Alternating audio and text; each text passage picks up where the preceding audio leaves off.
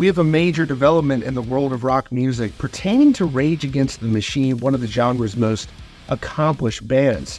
This is a group that sold over 16 million records worldwide since their formation in 1991. The group, just a few short months ago, was inducted into the Rock and Roll Hall of Fame.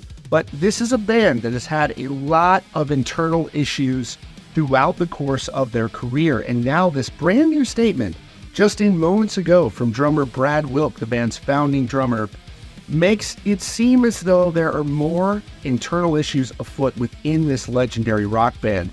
He released a statement announcing the group's breakup, their retirement, if you will, saying the band will never perform live again, and he says that he wishes it wasn't this way. It's clear there's some sort of a disagreement going on internally, and we had signs just a few months ago when the band was inducted into the Rock and Roll Hall of Fame. You had the group's legendary guitarist Tom Morello appearing solo at that event, where he said that the group did have disagreements on even attending that induction, though he says personally he felt it was important. Now, over the years, there have been multiple issues with Rage Against the Machine either breaking up, disbanding, or going on hiatus.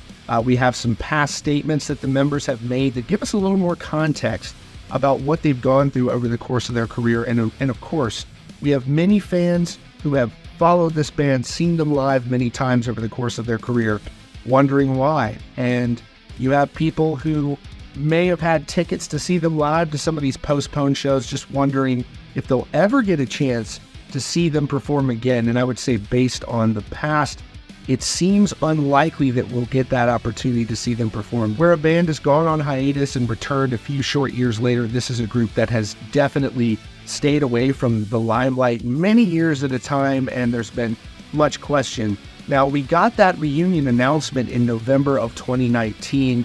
Of course, those reunion shows, which were highly successful in terms of ticket sales, were ultimately postponed as a result of the pandemic. But when the shows did eventually occur, it was all the way in 2022.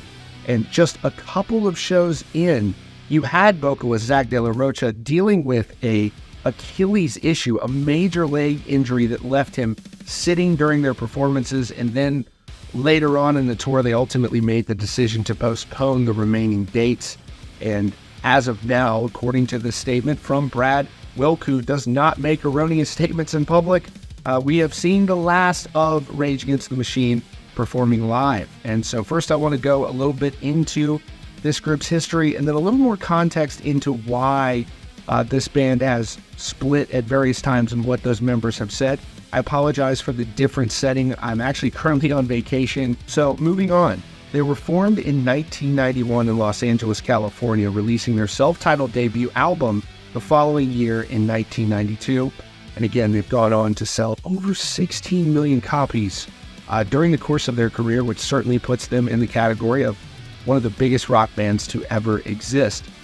So in 1994, just a few short years after their formation, according to an MTV report, the group violently fought and broke up, and they announced a hiatus from touring in late 1994, but they would reform a few months later. Now, throughout the 90s, Rage Against the Machine really experienced breakout success. This is where the band took off on a global scale, and things really fell apart in the late 90s and early 2000s and altered the course and trajectory of the band.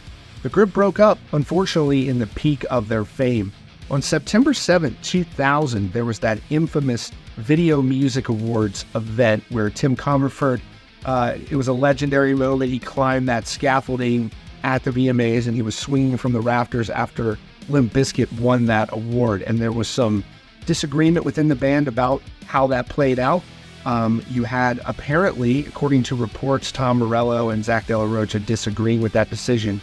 And then approximately 1 month later, to the day, Zach De La Rocha announced his departure from Rage Against the Machine again, which altered the course of their history. And he released a statement at the time, basically alluding to these internal differences and announcing that it had essentially become untenable. He said in that statement, "I feel that it is now necessary to leave Rage because our decision-making process has completely failed.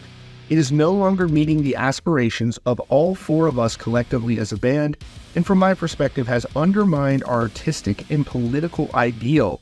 And so you had Tom Morello explaining in a later interview, and he took, responsibility himself as well. And, he's kind of speaking for himself, not for his bandmates, but he said that as well, there were these internal issues where they weren't communicating in a healthy way or getting along. And he said that there was so much squabbling over everything, and I mean everything.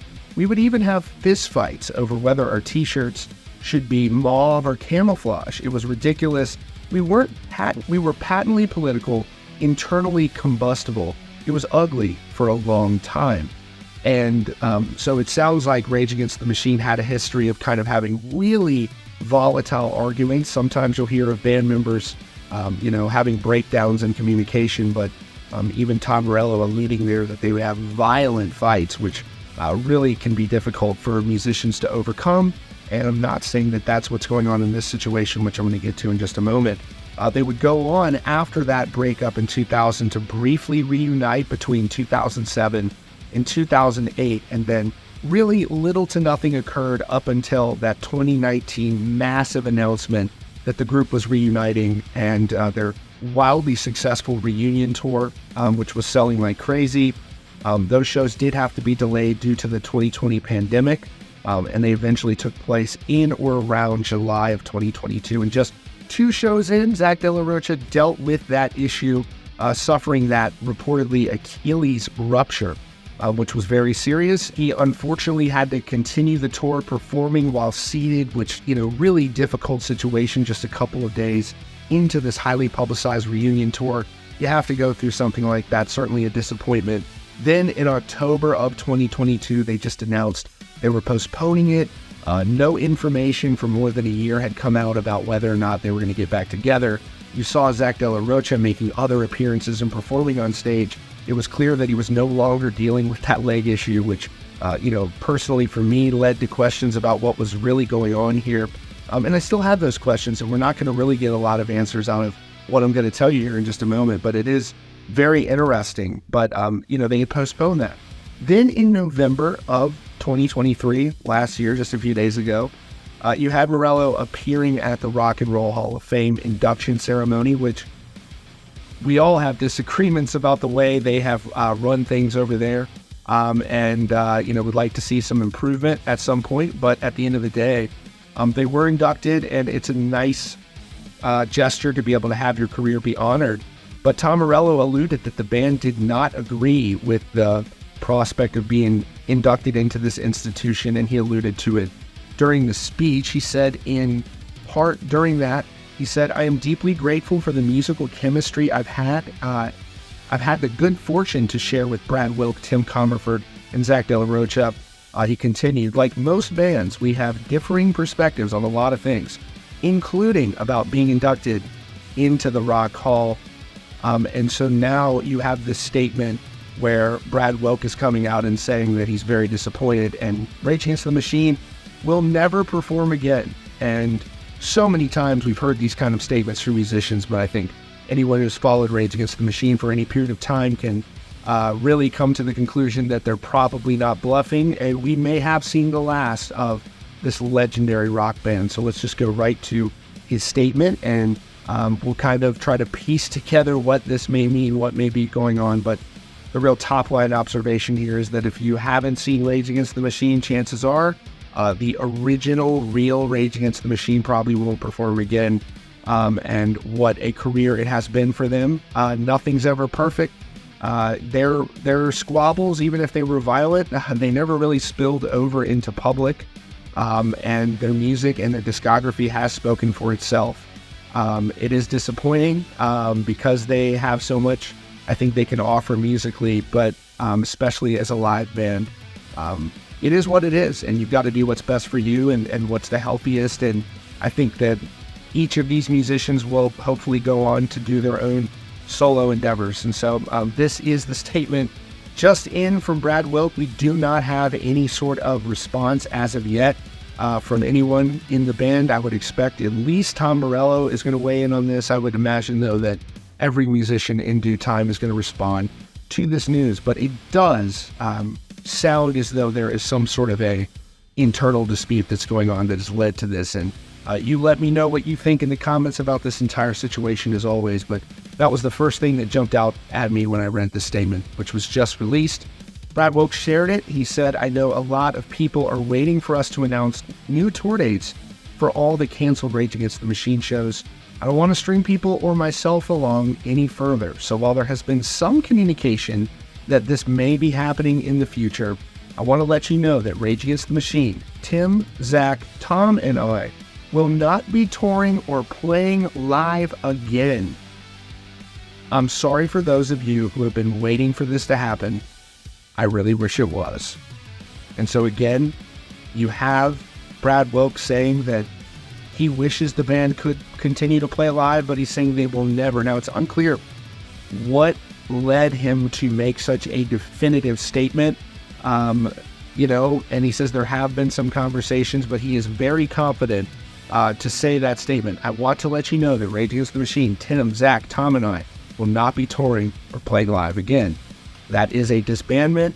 That is the breakup of Rage Against the Machine, and we will have to see what that could mean. You also notice he mentions the members, because in the past, you've had Prophets of Rage, you've had the band of Rage Against the Machine performing with different frontmen.